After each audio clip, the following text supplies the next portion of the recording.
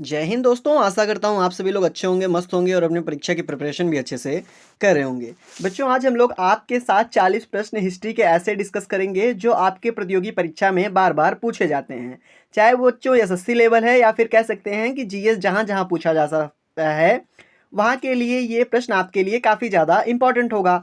आते हैं डायरेक्टली हम लोग प्रश्नों की चर्चा करते हैं। सबसे पहला प्रश्न हमारा दे रखा है, सिंधु घाटी सभ्यता कि इनमें से क्या विशेषता थी। बच्चों, आप लोग सिंधु घाटी सभ्यता से अच्छे रूप से परिचित होंगे। तो बच्चों, आपको बताना है कि सबसे ज़्यादा विशेषता उन लोगों की क्या थी। ऑप्शंस क्या है, जाति आधारित समाज तो था नहीं बच्चों, तो ऑप्शन ए सीधा सीधा गलत हो जाएगा। उस समय जो विशेषता थी वो व्यवस्थित शहरी जीवन था। मतलब कह सकते थे बच्चों, सिंधु घाटी सभ्यता के पहले ऐसे लोग थे जो शहरी जीवन के काल में आए थे। कहने का अर्थ है, तो ऑप्शन नंबर बी आपका करेक्ट आंसर हो जाएगा। ठीक बच्चों, आते हैं अपने अगले प्रश्न पर। अगला प्रश्न आपका क्या दे रखा है। अगला प्रश्न आपका दे रखा है कि किसकी मूर्ति सिंधु घाटी सभ्यता के लोगों की एक महत्वपूर्ण रचना थी। बच्चों, इनमें से ऐसी कौन सी मूर्ति थी जो सिंधु घाटी सभ्यता के लोगों के लिए महत्वपूर्ण रचना थी। नटराज, तो बच्चों इसका तो इससे कोई रिलेशन नहीं। सिंधु घाटी सभ्यता, आपको पता होगा कि नर्तकी की जो मूर्ति थी बच्चों सिंधु घाटी सभ्यता में, वो काफ़ी ज़्यादा महत्वपूर्ण रचना थी। तो ऑप्शन नंबर सी में नर्तकी की रचना मूर्ति दे रखा है, तो option number C correct answer हो जाएगा। अगले प्रश्न पर आते हैं। ये आपसे क्या पूछ रखा है, ध्यान से पढ़ें। आप प्रश्न पूछ रखा है, निम्नलिखित वैदिक संहिताओं में से भारतीय संगीत का उद्गम किसने, मतलब जो उद्गम है बच्चों, उनमें किसमें से खोजा जा सकता है। जो वैदिक संहिताओं में से भारतीय संगीत है बच्चों, उसका जो उद्गम है किसमें से खोजा जा सकता है, ये आपसे पूछा है। तो किसमें से खोजा जाता है बच्चों, तो वो आपका सामवेद में खोजा जा सकता है। तो ऑप्शन नंबर सी में सामवेद दे रखा है, तो ऑप्शन नंबर सी इसका करेक्ट आंसर हो जाएगा। अगला प्रश्न 4 हम लोग बच्चों आपके साथ डिस्कस करते हैं। अगला प्रश्न 4 नंबर क्या पूछ रखा है आपसे, ये पूछ रखा है, निम्न में से योग की प्रेरकता कौन है। बच्चों, योग इसके जो प्रेरकता है वो आपको पता हो जाना चाहिए कौन है बच्चों, पतंजलि है। तो ऑप्शन नंबर ए में पतंजलि दे रखा है, तो ऑप्शन नंबर ए इसका करेक्ट आंसर हो जाएगा। अगले प्रश्न की ओर बढ़ते हैं हम लोग बच्चों। अगला प्रश्न आपसे पूछ रखा है कि महर्षि गौतम का संबंध किस भारतीय दर्शन से है। बच्चों, जो महर्षि गौतम थे उनका संबंध इनमें से दिए गए ऑप्शन में से किस भारतीय दर्शन से थे। वैशेषिक से था बच्चों, न्याय से था, योग से था या फिर सांख्य से था। तो बच्चों आपको इसमें करेक्ट आंसर बताना है, तो इसका जो करेक्ट आंसर हो जाएगा वो महर्षि गौतम का बच्चों न्याय से संबंध था। किससे था, न्याय से। तो ऑप्शन नंबर बी में न्याय दे रखा है, तो ऑप्शन नंबर बी इसका करेक्ट आंसर हो जाएगा। अगला प्रश्न आपके सामने है, इसमें पूछ रखा है, वैदिक लोगों द्वारा किस धातु का प्रयोग पहले किया गया था। बच्चों, सबसे पहले किस धातु का प्रयोग वैदिक लोगों द्वारा किया गया था। इनमें प्रश्न बच्चों ध्यान से पढ़ना, आप लोग प्रश्न में काफ़ी ज़्यादा फंसाते हैं, तो आप इसका जैसे करेक्ट आंसर दे लें। तो किसके द्वारा बच्चों किस धातु का प्रयोग किया गया था। सबसे पहले आपको पता होगा बच्चों, वैदिक लोगों में तांबे का प्रयोग किया गया था। किसका प्रयोग किया गया था बच्चों, तांबे का प्रयोग किया गया था। ऑप्शन नंबर ए में तांबा दे रखा है, तो ऑप्शन नंबर ए इसका करेक्ट आंसर हो जाएगा। अगला प्रश्न आपके सामने है, ये पूछ रखा है, हड़प्पा सभ्यता का युग था। बच्चों, हड़प्पा सभ्यता किसका युग था, आपको पता होना चाहिए। हड़प्पा सभ्यता जो है बच्चों वो किसका युग था, तो वो आपका, तो जो हड़प्पा सभ्यता था बच्चों दिए गए में से वो किसका था, तो वो बच्चों आपका कांस्य युग का था। तो ऑप्शन नंबर डी में कांस्य युग दे रखा है, तो ऑप्शन नंबर डी एकदम करेक्ट आंसर हो जाएगा इसका। अगला प्रश्न आपके सामने है बच्चों, ये क्या पूछ रखा है आपसे, ये पूछ रखा है कि भारत का सबसे पहले खोजा गया शहर कौन सा है। भारत में शहर के रूप में सबसे पहले खोजा जाने वाला बच्चों शहर आपका कौन सा है। तो कौन सा है बच्चों, हड़प्पा है। हड़प्पा आपका किस ऑप्शन में दे रखा है, तो ऑप्शन नंबर बी में दे रखा है, तो ऑप्शन नंबर बी इसका करेक्ट आंसर हो जाएगा। अगले प्रश्न की चर्चा करते हैं। आपसे पूछ रखा है, संस्कृत भाषा का पहला व्याकरणकर्ता कौन था। बच्चों, संस्कृत भाषा का जो सर्वप्रथम व्याकरणकर्ता किया था वो इनमें से पूछ रखा है कि व्याकरणकरण कौन किया था सबसे पहले बच्चों संस्कृत भाषा का। तो आपके ऑप्शन में कलहड़ दे रखा है, मैत्रेय दे रखा है, पाणिनि दे रखा है, कालिदास दे रखा है। तो इसमें बच्चों आपका करेक्ट आंसर पाणिनि होगा, क्योंकि पाणिनि ने ही बच्चों संस्कृत भाषा का पहला व्याकरणकर्ता थे। कौन थे बच्चों, पाणिनि थे। तो ऑप्शन नंबर सी में है, तो ऑप्शन नंबर सी करेक्ट होगा।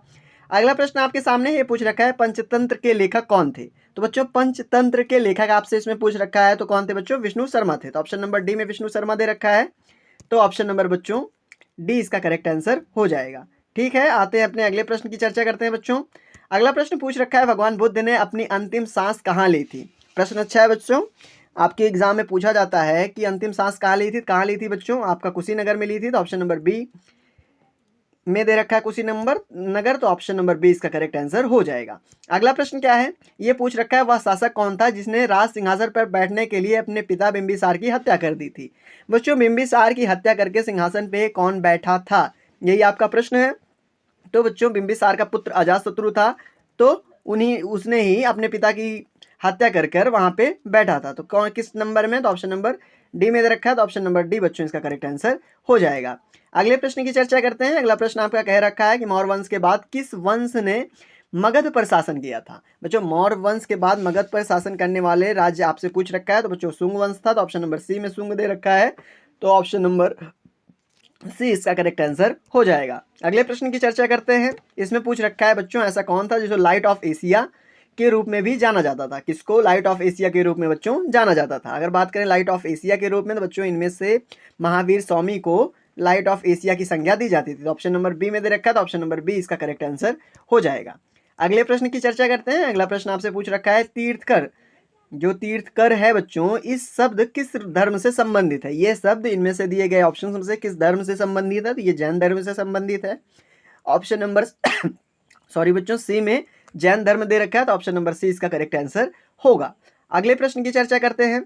अगला प्रश्न आपके सामने है बच्चों, ये पूछ रखा है आपसे कि निम्नलिखित में से बौद्धों का पवित्र ग्रंथ कौन सा है। बच्चों बौद्धों का पूछा है, ध्यान से प्रश्न पढ़िएगा। अगर बौद्धों का पूछ रखा है तो त्रिपिटक है। क्या बच्चों, त्रिपिटक है, तो ऑप्शन नंबर बी में दे रखा है त्रिपिटक, ऑप्शन नंबर बी इसका करेक्ट आंसर हो जाएगा। अगले प्रश्न पर आते हैं हम लोग। अगले प्रश्न को देखते हैं बच्चों। अगला प्रश्न आपसे पूछ रखा है बौद्ध अनुयायियों के लिए प्रसिद्ध विक्रमशिला विश्वविद्यालय की स्थापना किस शासक ने की थी। बच्चों सीधा सीधा विक्रमशिला जो विश्वविद्यालय था इसकी स्थापना किसने की थी, तो विक्रमशिला विश्वविद्यालय की स्थापना बच्चों धर्मपाल ने की थी। तो ऑप्शन नंबर सी में धर्मपाल दे रखा, तो ऑप्शन नंबर सी करेक्ट होगा। आते हैं अगला प्रश्न देखते हैं। आपसे पूछ रखा है बच्चों कि मिलिंद पन्हु क्या है। मिलिंद पान्हु क्या है बच्चों, तो मिलिंद पान्हु आप सभी को पता होना चाहिए कि बच्चों ये एक प्रकार का कला का बौद्ध है। तो ऑप्शन नंबर डी में दे रखा है कला का बौद्ध, ऑप्शन नंबर डी इसका करेक्ट आंसर होगा। आते हैं बच्चों अपना अगला प्रश्न डिस्कस करते हैं।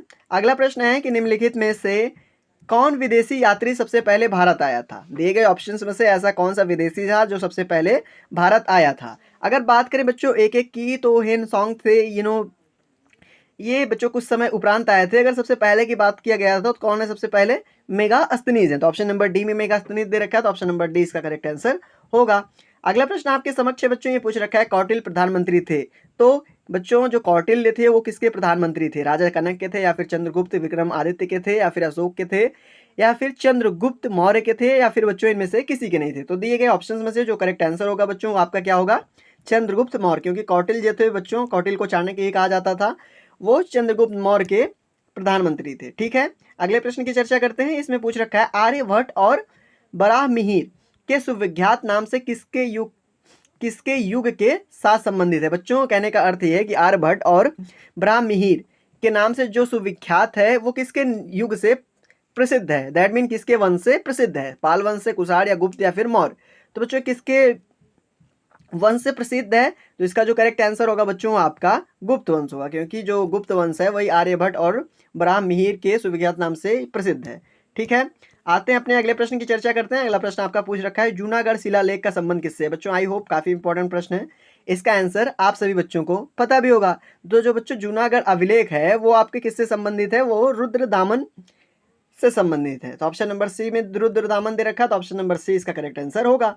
अगला प्रश्न क्या है, प्रश्न नंबर 26, महान कुषाण शासक जिसने बौद्ध धर्म को अपनाया। बच्चों वो कौन से महान कुषाण शासक थे जिसने सबसे पहले जिसने बौद्ध धर्म को अपना लिया था। कुजाला थे, भीम थे, कनिष्क थे, या फिर कड़फिसस थे। तो बच्चों जो इसका करेक्ट आंसर होगा वो आप सभी को पता होना चाहिए, कनिष्क होगा। ठीक है, ऑप्शन नंबर सी में कनिष्क दे रखा है, तो option number C correct answer होगा।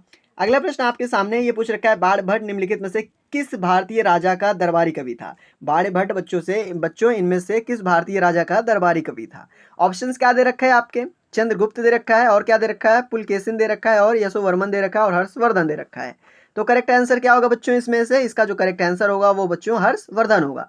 क्या करेक्ट आंसर होगा बच्चों, हर्षवर्धन होगा। किस ऑप्शन में, तो ऑप्शन नंबर डी में है, तो ऑप्शन नंबर डी करेक्ट होगा। अगले प्रश्न की चर्चा करते हैं। ये आपसे पूछ रखा है बच्चों कि मोहम्मद बिन कासिम ने सिंध को जीता था किस वर्ष। बच्चों मोहम्मद बिन कासिम ने सिंध को अपने मतलब उस पर अपना अधिकार जमाया था? 712 में, 812 में, 912 में, 1012 में? तो कब जमाया था बच्चों? 712 में जमाया था। तो ऑप्शन नंबर किस में दे रखा है? 712। ऑप्शन नंबर ए में दे रखा है, तो ऑप्शन नंबर ए इसका करेक्ट आंसर होगा। अगला प्रश्न आपके समक्ष है बच्चों, ये क्या पूछ रखा है? ये पूछ रखा है अपनी प्रसार की नीतियों के कारण भारत का नेपोलियन कहलाने वाला राजा कौन सा है? अपने प्रसार नीति के कारण बच्चों जो भारत का नेपोलियन कहलाया था वो राजा इनमें से कौन है? तो बच्चों वो समुद्रगुप्त है। तो ऑप्शन नंबर ए में समुद्रगुप्त दे रखा है, तो ऑप्शन नंबर ए इसका करेक्ट आंसर होगा। अगले प्रश्न पे आते हैं। ये पूछ रखा है कवि कालिदास किसके दरबार में रहते थे? बच्चों जो कवि कालिदास थे तो दिए गए ऑप्शंस में से किसके दरबार में रहते थे? तो वो चंद्रगुप्त विक्रमादित्य के दरबार में रहते थे। तो ऑप्शन नंबर बी में दे रखा है बच्चों, तो ऑप्शन नंबर बी इसका करेक्ट आंसर होगा। अगला प्रश्न आपके समक्ष है। ये आपसे क्या पूछा है? ये पूछ रखा है कि सबसे प्राचीन विश्वविद्यालय कौन सा है? आई होप बच्चों आप सभी को इसका आंसर पता होगा कि जो सबसे प्राचीन विश्वविद्यालय वो नालंदा विश्वविद्यालय है। तो ऑप्शन नंबर सी में नालंदा विश्वविद्यालय दे रखा, तो ऑप्शन नंबर सी करेक्ट होगा। अगला प्रश्न है निम्नलिखित में से किस प्रतिहार शासक ने वर्तमान भोपाल शहर बसाया था? तो बच्चों इनमें से कौन सा ऐसे प्रतिहार शासक है जिसने भोपाल शहर को बसाया? तो इसका करेक्ट आंसर बच्चों क्या होगा? आपके ऑप्शंस में मिहिर भोज दे रखा है, विजय सेन दे रखा है, राज्यपाल दे रखा है, महेंद्र भोज दे रखा है। तो करेक्ट आंसर बच्चों आपका मिहिर भोज होगा। तो ऑप्शन नंबर ए में मिहिर भोज दे रखा है, तो ऑप्शन नंबर ए इसका करेक्ट आंसर होगा। अगले प्रश्न की चर्चा आपसे करते हैं। ये पूछ रखा है प्रसिद्ध कंदारिया मंदिर कहाँ स्थित है? जो बच्चों प्रसिद्ध कंदारिया मंदिर है वो इनमें से दिए गए प्लेसेस में कहाँ स्थित है? तो वो खजुराहो में स्थित है। तो ऑप्शन नंबर बी में खजुराहो दे रखा है, तो ऑप्शन नंबर बी इसका करेक्ट आंसर हो जाएगा। अगला प्रश्न आपके समक्ष है बच्चों। अगला प्रश्न आपसे पूछ रखा है विजयनगर की प्राचीन राजधानी हम्पी कहाँ पर स्थित है? जो विजयनगर की प्राचीन राजधानी है बच्चों उसका नाम हम्पी है, वो कहाँ पर स्थित है? तमिलनाडु में, तेलंगाना में, कर्नाटक में या फिर केरल में? तो कहाँ पे स्थित है बच्चों? आपका कर्नाटक में स्थित। ऑप्शन नंबर सी में कर्नाटक दे रखा है, तो option number C correct answer होगा। अगला प्रश्न आपके समक्ष है बच्चों। ये पूछ रखा है पल्लवों की राजधानी का नाम बताइए। पल्लवों की राजधानी का आपको नाम बताना है। तो कहाँ है बच्चों? वो कांची में था, तो ऑप्शन नंबर बी में कांची दे रखा है, तो ऑप्शन नंबर बी इसका करेक्ट आंसर हो जाएगा। अगला प्रश्न है चोल राजाओं की राजधानी निम्न में से कौन सी थी? बच्चों चोल राजाओं की जो राजधानी थी निम्नलिखित में से अगर पूछ रखा है तो कहाँ थी बच्चों? आपको सीधा एक शब्द में पता होना चाहिए, वो मदुरई थी। कहाँ थी बच्चों? मदुरई है। तो ऑप्शन नंबर किसमें मदुरई दे रखा है बच्चों? ऑप्शन नंबर आपका बी में मदुरई दे रखा है। लेकिन सॉरी बच्चों ये चोल वंश राजाओं की राजधानी पूछ रखा है, तो बच्चों ये मदुरई में नहीं थी, मुझसे गलती हो गई, सॉरी। वो बच्चों आपका कहाँ पे था? जो चोल वंश की राजधानी थी वो आपकी कहाँ थी बच्चों? वो आपकी उरैयूर में थी। कहाँ पे थी? उरैयूर में। तो ऑप्शन नंबर सी में उरैयूर दे रखा है, तो ऑप्शन नंबर सी इसका करेक्ट आंसर हो जाएगा। ठीक है बच्चों, आते हैं अपने अगले प्रश्न को देखते हैं। अगला प्रश्न क्या है? अगला प्रश्न पूछ रखा है निम्नलिखित में से किसको पृथ्वीराज चौहान ने तराइन के पहले युद्ध में हराया था? पृथ्वीराज चौहान ने बच्चों जो तराइन का युद्ध हुआ था उसमें हराया था। तो ऑप्शन नंबर कौन सा करेक्ट होगा? आप जल्दी से कमेंट बॉक्स में बच्चों बताएं। तो इसका जो करेक्ट आंसर है वो मोहम्मद गौरी होगा। तो ऑप्शन नंबर बी में मोहम्मद गौरी दे रखा है, तो ऑप्शन नंबर बी इसका करेक्ट आंसर हो जाएगा। अगला प्रश्न है। अगला प्रश्न आपसे बच्चों पूछ रखा है कि लाख बख्श की उपाधि किस शासक को दी गई थी? बच्चों जो लाख बख्श की उपाधि है इनमें से किस शासक को दी गई थी? तो कुतुबुद्दीन को दी गई थी। तो ऑप्शन नंबर सी में कुतुबुद्दीन दे रखा है, तो ऑप्शन नंबर सी इसका करेक्ट आंसर हो जाएगा। अगला प्रश्न आपके सामने है। ये कह रखा है दिल्ली किस सुल्तान के लौ रक्त की नीति को अपनाई थी? बच्चों जो दिल्ली है वो दिल्ली के कौन से सुल्तान ने किस नीति? लौह रक्त की नीति अपनाई थी। तो बच्चों किसने अपनाई थी? आप सभी को पता होगा, बलबन ने अपनाई थी। किस ऑप्शन में बलबन है? तो ऑप्शन नंबर बी में बलबन है, तो ऑप्शन नंबर बी इसका करेक्ट आंसर होगा। अगला प्रश्न आपके समक्ष है बच्चों। ये पूछ रखा है निम्नलिखित में से किसने सोमनाथ मंदिर पर आक्रमण किया था? आई होप आप सभी को पता होगा, महमूद गजनवी ने किया था। तो ऑप्शन नंबर डी में महमूद गजनवी है, तो ऑप्शन नंबर डी इसका करेक्ट आंसर हो जाएगा। बच्चों आज के लिए बस इतना ही, मिलते हैं अपने अगले वीडियो में अगले किसी टॉपिक के साथ। तब तक के लिए धन्यवाद।